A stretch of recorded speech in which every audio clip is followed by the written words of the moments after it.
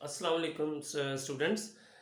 हमने last lecture में Bohr atomic model का जो फर्स्ट पार्ट पढ़ा था, आज हम इसके सेकंड पार्ट की तरफ चलते हैं। मैंने इसको दो पार्ट्स में डिवाइड किया है।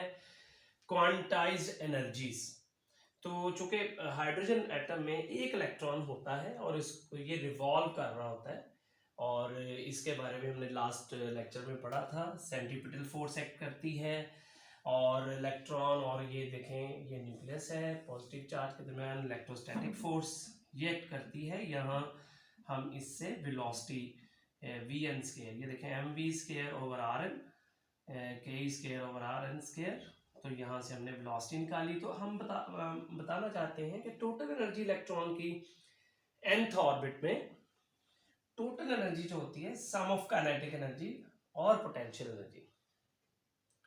तो दो एनर्जीज का जो यहाँ पे सम नजर आ रहा है, इसको हम फर्स्ट इक्वेशन बोल देते हैं। एन हम एन ऑर्बिट के लिए इस्तेमाल करते हैं।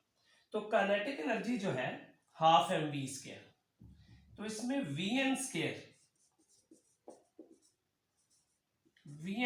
यानी velocity of electron in nth orbit, इसको हमने यहां से फाइंड कर लिया। इसकी वैल्यू यहां पुट कर दी।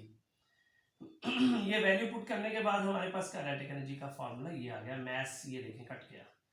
इसके बाद पोटेंशियल एनर्जी, इसको हमने इस फॉर्मूले से निकाला पोटेंशियल का। It is defined as the amount of energy given to the charge in displacing it from one point to another point. ये देखें ये energy in the form of electric potential energy होती है। तो Q इंटू वी, वी की value हमने put की Q into V. V ये जो पोटेंशियल है के ई ओवर आर, और Q की जगह E हमने यूज किया है K E square by R N. Negative sign इस वजह से इलेक्ट्रॉन जो है इस पे वर्क किया जाता है against the attraction of the nuclei, इसलिए ये नेगेटिव साइन यहाँ पे आता है। तो इन दोनों की वैल्यूज को पुट करेंगे इसमें, तो हमारे पास ये आ जाएगा काइनेटिक एनर्जी, पोटेंशियल एनर्जी। इसको दोबारा मैं आपको जूम करके दिखा दूंगा। अभी एलसीएम निकाल लें यहां से 2rn, तो ये देखें आपके सामने माइनस के ई स्केयर बाय 2rn। तो rn की वैल्यू जो है वो हमने लास्ट लेक्चर में पढ़ी थी, n square h square over 4 pi square m के ई स्केयर। ये यहां से कट जाएगा, ये डिनोमिनेटर के नीचे डिनोमिनेटर, ये सारी रकम या वैल्यू ऊपर आ जाएगी। ये देखिए ई एन माइनस के ई स्केयर, तो ये जो 2, ये देखिए 2 था नीचे 4 था, तो ये 2 आ जाएगा ऊपर 2 पाई square M K E square by N square H square. तो यहाँ पे इसको आप इससे ये ब्रैकेट में ये देखिए ऊपर आ गया, इसको मल्टीप्लाई कीजिए 2 पाई स्केयर एम मैस के, यहां भी है यहाँ भी है, के स्केयर ई की power 4 over N square H square. तो यहां पे हमें देखना पड़ेगा कि ये एक कांस्टेंट वैल्यू इसकी मिल जाएगी। हम इसको यूं बोल सकते हैं, हम इसको ई नॉट कह सकते हैं। इस इक्वेशन का कोई नंबर डाल लेते हैं। यहां पे मैं ई नॉट की वैल्यू जो कि मैं ऊपर सिलेक्ट कर चुका हूं, 2 पाई स्केयर एम के स्केयर ई की 4 ओवर एच स्केयर।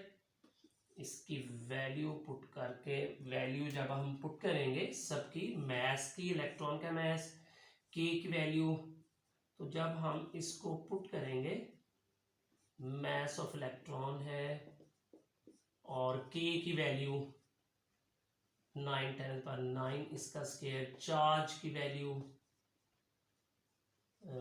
ये पावर 4 है, नीचे प्लैंक्स कांस्टेंट की वैल्यू। तो इनकी वैल्यूज पुट करने के बाद जो हमारे पास आंसर आएगा 2.17 10 इज पावर -18, तो ये जूल में आएगा।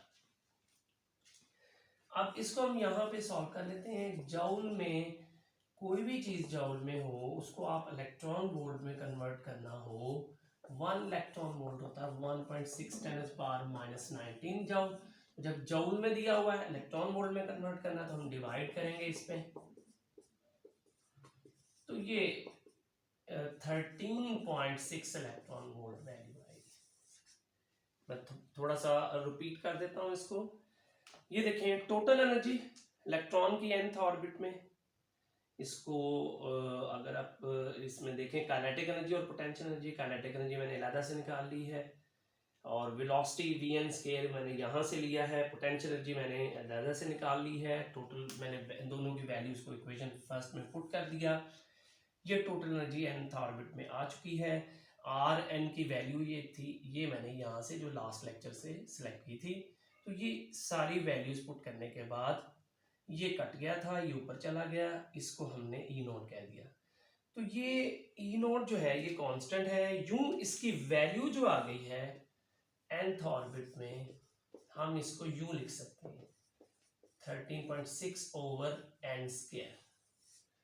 तो ये हमारा ये टॉपिक जो है क्वांटाइज्ड एनर्जी के बारे में, ये अब एंड पे जा रहा है। जैसा कि आपको पता है एसके सीरीज एक चैनल है जिसके जरिए हम डिफरेंट टॉपिक्स पे आपको लेक्चर्स डिलीवर कर रहे हैं। आप इसको एंड तक देखिएगा और इसको आप अपनी सजेशन से आगाह भी कर सकते हैं।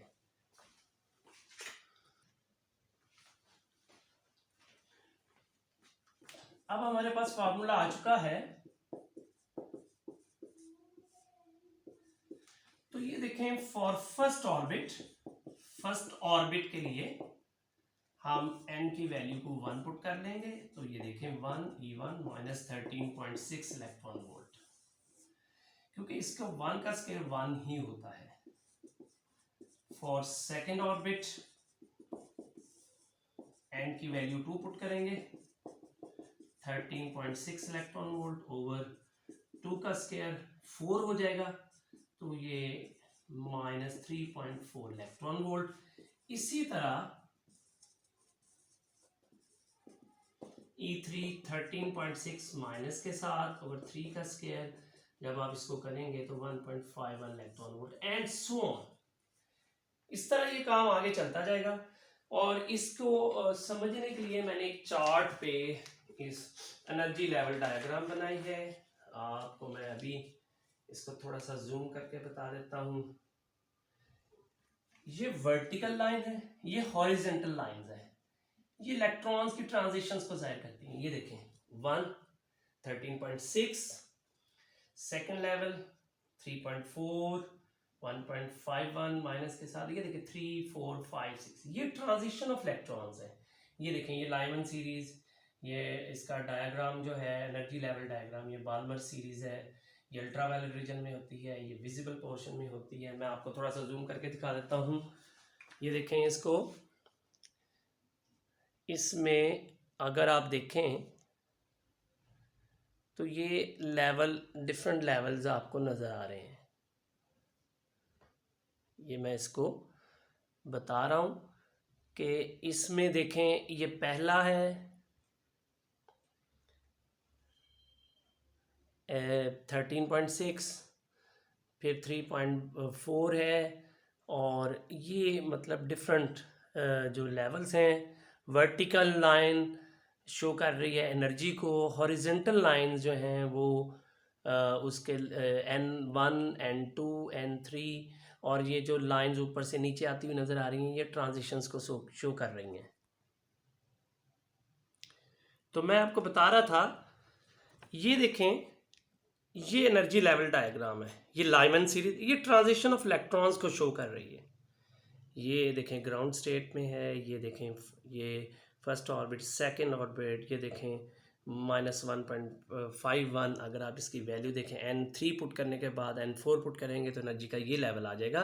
तो डिफरेंट लेवल्स हैं, ये इलेक्ट्रॉन्स की ट्रांजिशन को शो कर रही हैं। और ये जो उसके हाइड्रोजन के स्पेक्ट्रम के ये देखें सीरीज़ बनती हैं, लाइमन सीरीज़, बाल्मर, ये अल्ट्रावायलेट में है, ये विजिबल पोर्शन में है, और ये इंफ्रारेड में। तो इस तरह ये मैं आपको बता रहा था। तो ये था चार्ट। अब हम इसका लास्ट पोर्शन डिस्कस करते हैं, हाइड्रोजन एमिशन स्पेक्ट्रम। तो ये देखें EN की वैल्यू ये आपके सामने है, लास्ट अभी इससे पहले हमने पढ़ा है, -E0/n², और EP जो ऑर्बिट का नंबर है p है लोअर ऑर्बिट का, तो हमने ये वैल्यू पुट कर दी, ब्रैकेट को ओपन कर देंगे और जो ई नॉट कॉमन आ जाएगा, -1/n² plus 1/p², E naught common आ गया, तो 1/p² पॉजिटिव, इसको पहले लिख दिया, एंड 1/n² माइनस वाले को बाद में लिख दिया।